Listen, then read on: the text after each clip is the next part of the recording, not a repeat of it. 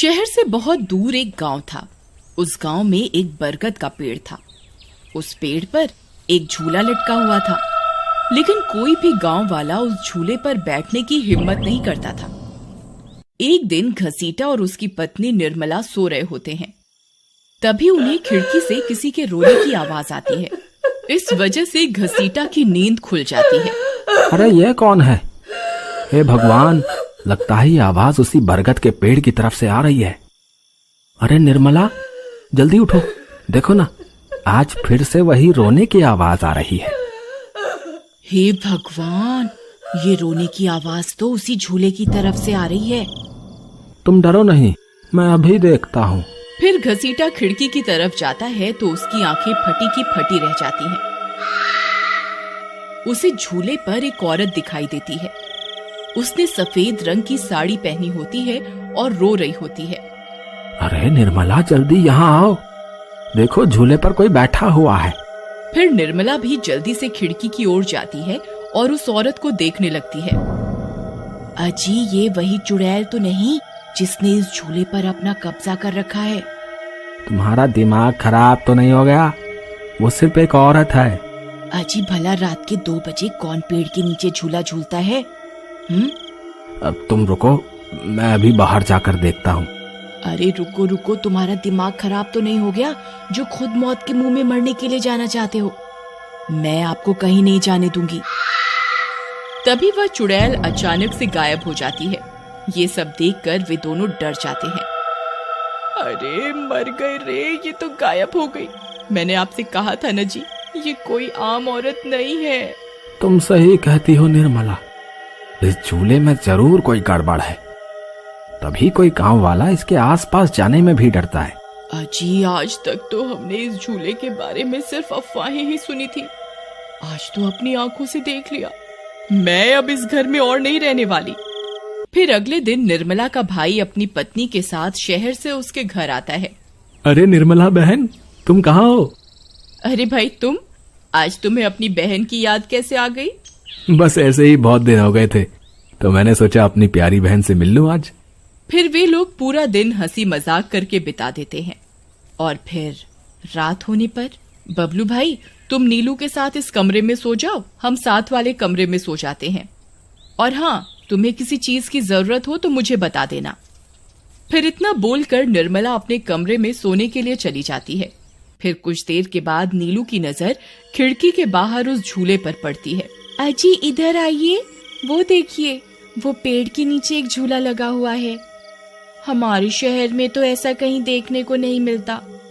चलिए ना, मेरा बहुत मन है झूला झूलने का, चलिए ना। अरे रुको रुको, अभी तो रात हो गई है, सुबह होते ही झूल लेना, अभी सो जाओ। फिर इतना बोलकर बबलू सोने चला जाता है, लेकिन नीलू उसी झूले को देखती रहती है। अजी सुनिए ना, चलिए ना, मेरा बहुत मन है। लेकिन बबलू नीलू की बात को अनसुना कर देता है और सो जाता है।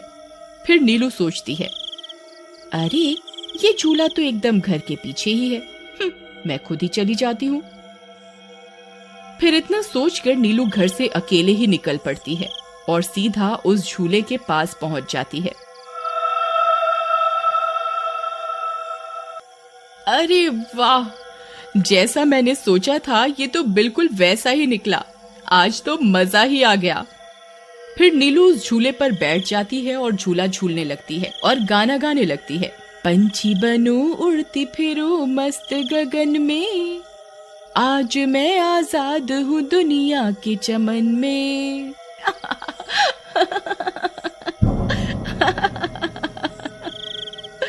अरे वाह। फिर नीलू कुछ देर रात खुशी खुशी झूला झूलती रहती है। अरे वाह, आज तो मजा ही आ गया। चलो अब घर चलती हूँ, अगर इनकी नींद खुल गई तो ये बहुत नाराज हो जाएंगे। फिर जैसे ही नीलू उस झूले से उतरने लगती है तो उसे महसूस होता है कि किसी ने उसे पकड़ कर रखा है और वो झूले से नीचे नहीं उतर पा रही। वो बहुत डर जाती है।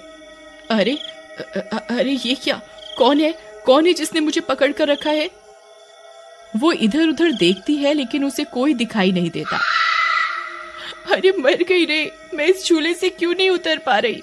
बचाओ बचाओ, कोई है? अजी सुनते हो, मेरी मदद करो। तभी नीलू की आवाज सुनकर बबलू की नींद खुल जाती है। निर्मला और घसीटा भी उठ जाते हैं और भागते हुए बबलू के पास आते हैं। अरे बबलू, ये तो नीलू की आवाज थी ना, वो कहाँ है? तभी घसीटा की नजर उस झूले पर पड़ती है। उसे नीलू उस पेड़ के नीचे पड़ी हुई दिखाई देती है। हे भगवान, ये क्या अनर्थ हो गया? नीलू उस झूले के पास कैसे चली गई? फिर वे तीनों भागते हुए उस झूले के पास जाते हैं। उन्हें नीलू वहां बेहोश पड़ी हुई मिलती है। हे भगवान, ये तुम्हें क्या हो गया नीलू? नीलू, तुम्हें यहाँ नहीं आना चाहिए था। हे भगवान, अब क्या होगा? फिर वे सब लोग वापस अपने घर आ जाते हैं और सुबह होने पर नीलू को होश आता है। नीलू, तुम ठीक तो हो ना? आज के बाद कभी उस झूले के पास नहीं जाना। उस झूले पर किसी चुड़ैल का साया है। ठीक है दीदी, मैं आज के बाद उस झूले के पास कभी नहीं जाऊंगी। फिर रात होने पर सब सो रहे होते हैं। तभी नीलू की नींद खुल जाती है। उसकी आंखें लाल हो जाती हैं और उसके पैर उल्टे हो जाते हैं और वो घर से निकलकर झूले की तरफ चल देती है और झूला झूलने लगती है।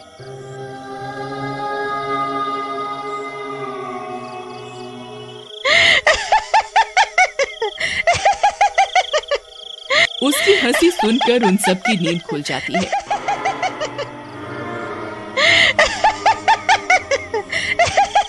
निर्मला और घसीटा भागते हुए बबलू के कमरे में आते हैं और नीलू को वहां ना पाकर परेशान हो जाते हैं। हे भगवान, अब ये नीलू कहाँ चली गई? फिर वे सब खिड़की से झांक कर देखते हैं तो उनकी आंखें फटी की फटी रह जाती हैं। नीलू झूला झूल रही होती है।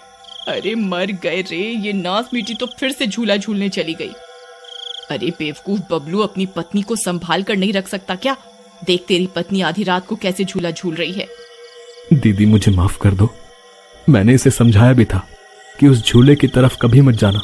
अरे जल्दी चलो, हमें अभी नीलू के पास जाना होगा, कहीं कोई अनर्थ ना हो जाए। फिर वे तीनों भागते हुए उस झूले के पास पहुंच जाते हैं। ए नास मीठी नीलू, चल जल्दी से इस झूले से नीचे उतर। तुझे कल भी समझाया था ना, इस झूले की तरफ नहीं जाना। एक बार में समझ नहीं आता क्या?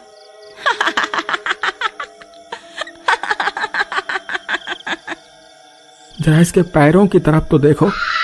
अरे मर गए रे, ये तो चुड़ैल बन गई है। अरे मर गए रे, मेरी बीवी तो चुड़ैल बन गई। अब क्या होगा? अरे भागो रे भागो, सब अपनी जान बचाकर भागो। अरे मैं तो जीते जी विधवा बन गया।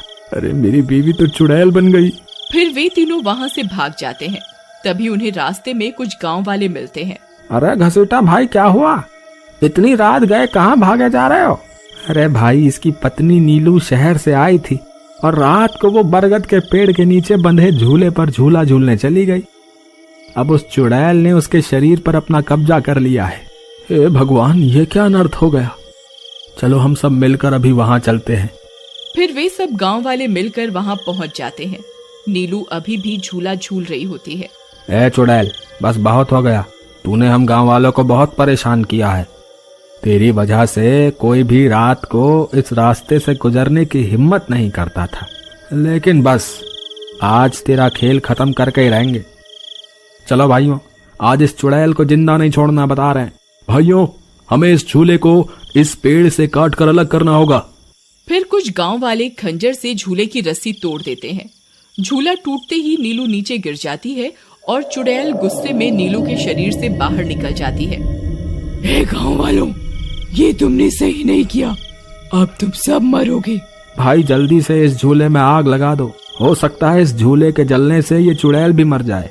तभी एक गांव वाला उस झूले को आग के हवाले कर देता है। उस झूले में आग लगते ही वह चुड़ैल भी तड़पने लगती है और कुछ ही देर में वो भी जलने लगती है।